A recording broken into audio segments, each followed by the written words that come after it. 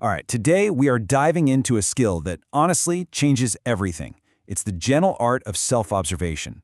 You know, if you think about your life as this big, giant map, what we're about to do is learn how to read the real-time, minute-by-minute weather of your own inner world. So let's get into it. Okay, just look at this slide for a second because it gets to the heart of the matter immediately. On the left you see, I am sad, I am a failure. When we're fused with our thoughts like this, there's no room to breathe. We are the feeling. We are the thought. But then, look to the right. I am experiencing sadness. I am noticing a thought about failure. See that? It's such a subtle shift in language, but it creates this huge shift in perspective. All of a sudden, there's you, and then there's the feeling. And that little bit of space, well, that space is everything. And the thing is, most of us, for most of our lives, are living completely in that first column. We're just trapped in the currents of our own thoughts and feelings, getting swept away without even realizing there's another way. We just believe we are the thought, we are the feeling, and we get tossed around with no sense of solid ground under our feet. So, to really get a handle on how we get out of that current, let's use this really powerful metaphor. Just imagine you're sitting on the bank of a river, and that water flowing by, with all the leaves, the twigs, the murky bits, that's it. That's the stream of your thoughts, your feelings, your sensations, just constantly flowing. So what is this practice of self-observation we're talking about? It's actually really simple. It's just the choice to gently step out of that rushing water. It's about finding a new place to stand, a whole new perspective from which you can just watch the river of your mind go by. And this right here shows the difference perfectly. When you're in the river, you're fused with everything, you're getting tossed and turned, you believe you are the river. But when you step out onto the bank, you become the witness. You're not the river anymore, you're the one watching it. And from this calm spot, you can see a thought about worry float past, and you can just say to yourself, there's worry, without getting swept downstream with it. So what we're doing is cultivating what's called the witness perspective. And here's the thing, it's a part of you that is already there. It's this calm, spacious, aware part of you that's just underneath all the noise. It doesn't judge the thoughts, it doesn't try to stop the feelings, it just notices. It's literally the silent center in the storm, the eye of the hurricane.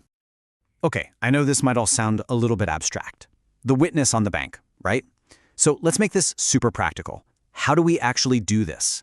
Well, we start with the most grounded, most present thing we have access to at all times, our body.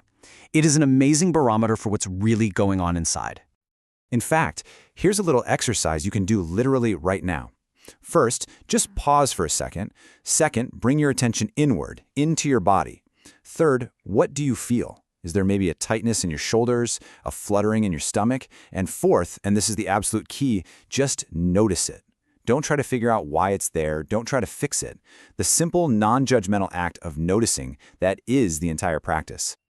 Okay, now let's take that exact same idea and apply it to our minds, which, can be a little bit more chaotic. And remember, the goal here is not to stop your thoughts. That's impossible, and it's a trap. The goal is simply to notice that you are thinking. And this is so important to remember. You'll be going about your day, and suddenly you'll realize, wow, I've been lost in a spiral of worry for the last 10 minutes. Now that moment of waking up is not a failure. It's the exact opposite. It's a victory. That is the moment of mindfulness. Don't beat yourself up. You have to celebrate it. So a really powerful and simple technique is to just give your thoughts a one-word label. So as you notice your mind starting to run through your to-do list for tomorrow, instead of getting lost in the details, you can just silently, gently say to yourself, planning. And then, maybe a different kind of thought floats by. One of those classic what-if scenarios. You know the ones. Instead of getting tangled up in that story, you just gently notice it and label it, worrying.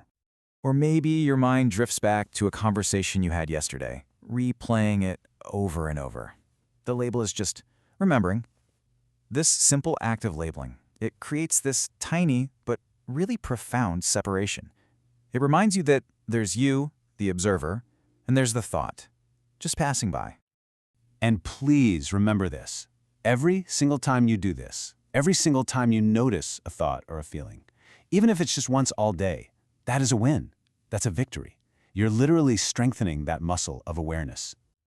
So the big question is, how do we take these little moments and turn them into a consistent, real-world practice? The trick is to weave it right into the fabric of the day you already have. You do this by picking what we can call a mindfulness anchor, something you already do every single day without thinking. So maybe every time you wash your hands, use that 30 seconds to just check in with your body.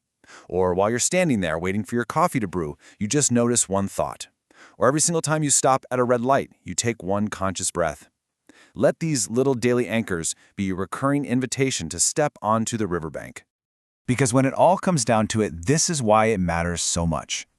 In that little space you create by observing, that tiny pause between something happening and your automatic reaction to it, that is where your freedom is.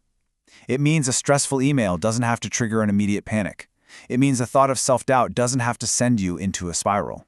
You start to realize deep down that you are not the river. You're the witness on the bank. And from that peaceful shore, you finally regain the power to choose your next move.